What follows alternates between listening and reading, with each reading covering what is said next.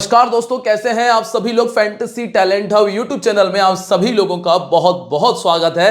दोस्तों आज की वीडियो में हम बात करेंगे दिल्ली कैपिटल और रॉयल चैलेंजर्स बेंगलुरु के बीच होने वाले WPL के मैच नंबर 4 के बारे में। और दोस्तों एक बात का ध्यान रखिएगा, इस मैच के अंदर ना ऑलराउंडर्स थोड़े से कम हैं। अभी तक आपके पास में कैप्टन वाइस कैप्टनसी की बहुत सेफ चॉइसेस थी, लेकिन इस मैच में थोड़ा सा आप रिस्क उठा सकते हो। तो वो कौन से ऐसे प्लेयर है जिन पर रिस्क उठाया जाया जा सकता है, इसके बारे में डिटेल से बता दूंगा, तो बस वीडियो को ध्यान से देख लीजिएगा। तो चलिए दोस्तों शुरुआत करते हैं एक और शानदार वीडियो का। लाइक के साथ में वीडियो का आगाज करिएगा और अगर पहली बार चैनल पर आए हो तो चैनल को सब्सक्राइब कर लीजिएगा, क्योंकि जो इंफॉर्मेशन आपको यहां पर मिलेगी ना, वो गारंटी के साथ है कि पूरे यूट्यूब में ढूंढे से नहीं मिलेगी।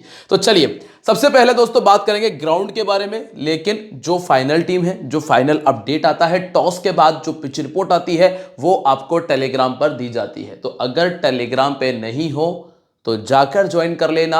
इसके लिए आपको करना कुछ नहीं है, बस वीडियो के डिस्क्रिप्शन में जाना है और डिस्क्रिप्शन में जाने के लिए जो वीडियो का नाम है ना, इस पर क्लिक कर देना। नीचे आपको बॉक्स दिख जाएगा और यहीं पे आपको जो पहला लिंक दिखता है, यह है टेलीग्राम का लिंक, जाकर ज्वाइन कर लीजिए। चलिए अब बात करते हैं जरा ग्राउंड के बारे में। और दोस्तों ऑनेस्ट 11 एप्लीकेशन का लिंक भी मैंने यहीं पर दिया है, जस्ट उसके नीचे मिल जाएगा, तो उस पर क्लिक करके आप साइन अप कर सकते हो। तो यहां पे जो ये मैच एक बार फिर से खेला जाएगा कोताम्बी स्टेडियम वडोदरा में, और यहां एक अच्छा बैटिंग ट्रैक आपको नजर आ जाता है। पिछले जो 3 मैचेस है, तीनों इसी मैदान पर खेले गए हैं, और जिनमें से 2 मैचेस में जो स्कोर हमने देखा है, एक मैच में बना था 201 और एक मैच में बना था 164 रन। कुल मिलाकर बेहतरीन बैटिंग विकेट आपको देखने मिलता है। पर पिछले मैच में जो विकेट इस्तेमाल हुआ था ना, वो फ्रेश विकेट था, और उस फ्रेश विकेट के ऊपर टर्न हुआ था। इस चीज को थोड़ा सा माइंड में रखिएगा, अच्छा खासा टर्न हुआ था।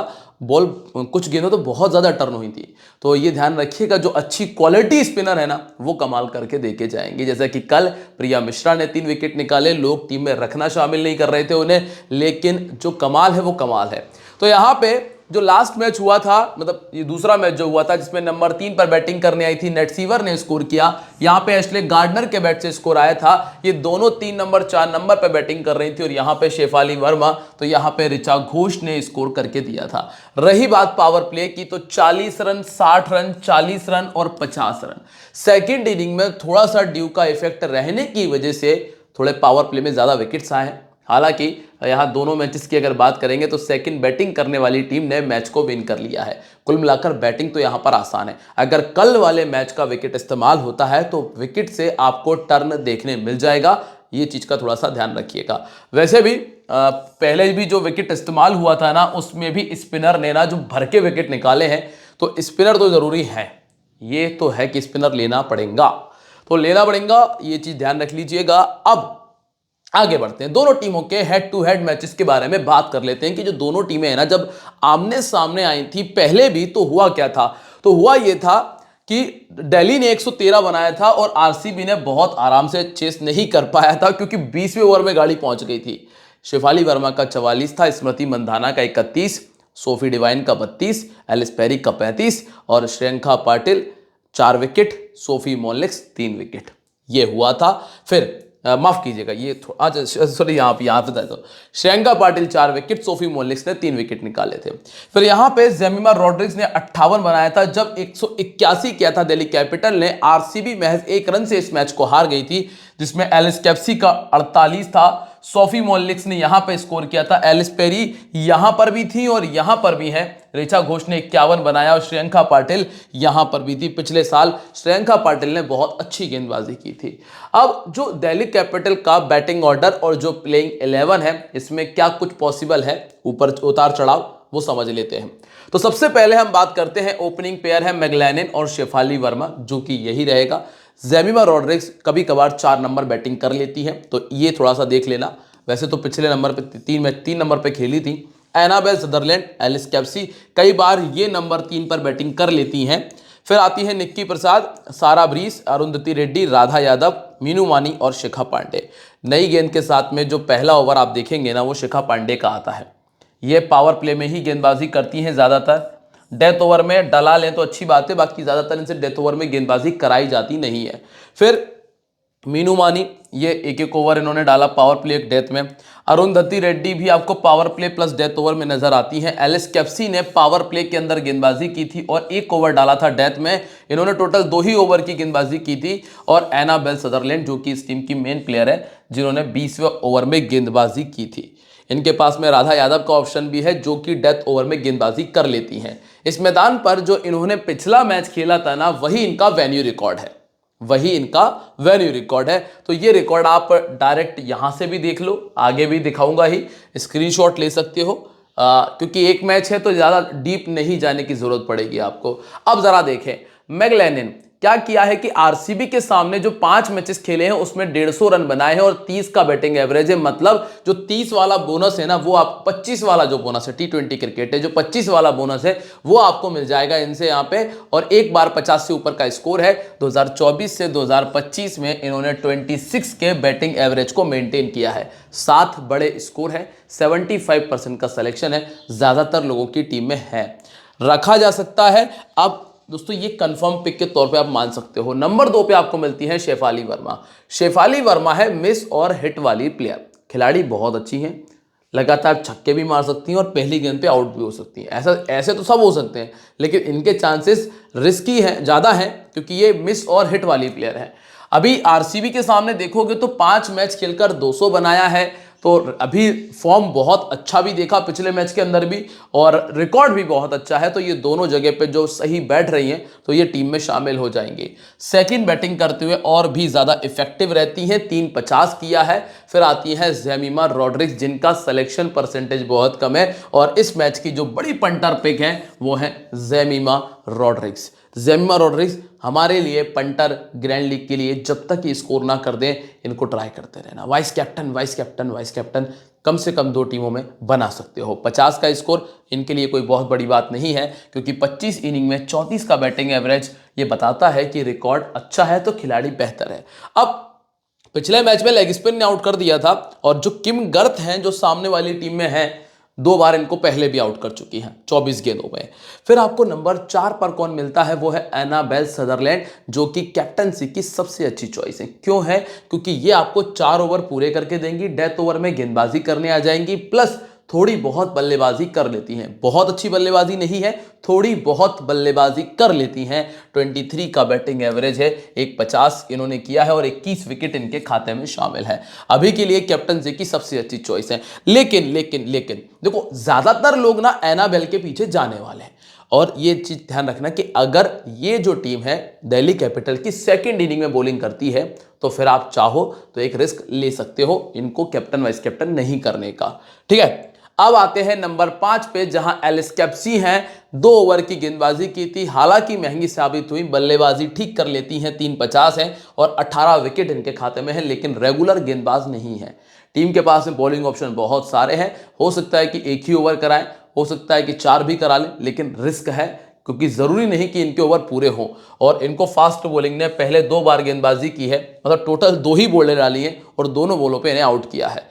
इसके बाद निक्की प्रसाद है, हाल फिलहाल में पिछले मैच का स्कोर अच्छा था, लेकिन हमारे पास में इतने सारे ऑप्शंस हैं परफॉर्मेंस अच्छे करने वाली प्लेयर्स के, तो हम उनकी तरफ चल रहे हैं। हाँ, इनको 1-2 मैचेस में और देखना चाहेंगे। इसके बाद सारा ब्रीस विकेट कीपर है।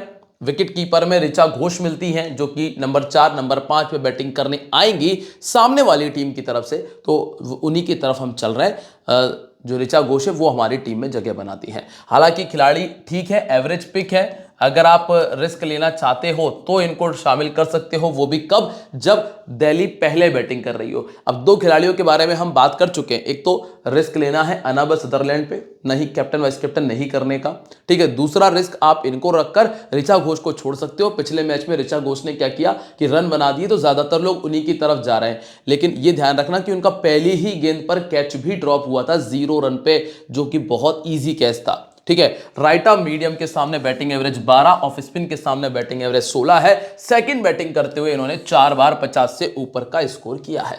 फिर आती है अरुंधति रेड्डी, 14 इनिंग 10 विकेट। अगर कोई और प्लेयर नहीं मिल रहा है तो ही यहां पर आने के चांस है, 2 विकेट का हाईएस्ट है। 2 विकेट तो दोस्तों मेरे लिए हिसाब से देखा जाए तो हमारे पास 2 विकेट वाली और भी प्लेयर हैं जो कंफर्म 2 निकाल सकती हैं। राधा यादव बड़ा रिस्की पिक, 19 इनिंग 14 विकेट। यहां पर भी ये तो खैर प्योर रिस्क है, प्योर रिस्क है, मतलब अंधा रिस्क है। वुमेन क्रिकेट में एक चीज है, जो चलती है वो चलती है, जो नहीं चलती वो बिल्कुल नहीं चलती है। ऐसा नहीं कि थोड़ा बहुत ऊपर नीचे 19-20 कर देंगी, 19-20 का फर्क नहीं आएगा, 19 लाख का फर्क आएगा सीधा, ठीक है। मीनू मानी है जिन्होंने 6 इनिंग में 4 विकेट निकाले हैं। और फिर आती हैं शिखा पांडे जो कि पावर प्ले के अंदर गेंदबाजी ज्यादा करती हैं। अगर सामने वाली टीम का टॉप ऑर्डर बहुत अच्छा है तो फिर आप इनको रोक सकते हो, क्योंकि फिर इनको बामुश्किल 1 विकेट मिल पाएगा। लेकिन अगर सामने वाली टीम का टॉप ऑर्डर अच्छा नहीं है तो फिर आप इनको 2 विकेट के लिए ट्राई कर सकते हो। अभी हम देख लेते हैं आगे चल के। तो यहां पे आके आप देखिएगा स्मृति मंधाना और डेनियल वेट है, इनको ऑफ स्पिन से दिक्कत आ जाएगी, इनको राइट आर्म मीडियम से उतनी समस्या नहीं आनी चाहिए। फिर एलिस पेरी आती है तीसरे नंबर पे। फिर आती हैं Raghvi Bisht, Richa Ghosh number 5, Kanika Ahuja, Georgia Wareham, Kim Garth, Prema Rawat, Vijay Joshitha और रेणुका सिंह ठाकुर है। रेणुका सिंह ठाकुर वही काम कर रही है जो सामने शिखा पांडे कर रही है, पहला, तीसरा, 5वां। फिर किम गर्थ आती हैं जो दूसरा और चौथा डालेंगी, प्लस डेथ में डालेंगी। और विजय जोशिता से डेथ ओवर में गेंदबाजी कराई गई थी। दोस्तों यहां तक आए हो ना तो वीडियो को लाइक और कमेंट करके जरूर जाइएगा। अगर आप लोग लाइक और कमेंट नहीं करोगे ना तो मजा नहीं आएगा। शेयर कर देना और साथ में टेलीग्राम ज्वाइन करके रख लेना, जिसका लिंक मैंने डिस्क्रिप्शन में दिया है। अब इस मैदान पर जो इन्होंने पिछला मैच खेला था ना, वही इनका इस मैदान का रिकॉर्ड भी है। जो रन बनाए थे पिछले मैच का है। एक एक मैच में क्या ही देखोगे, इसलिए ये नहीं दिखाते हुए आगे बढ़ते हैं।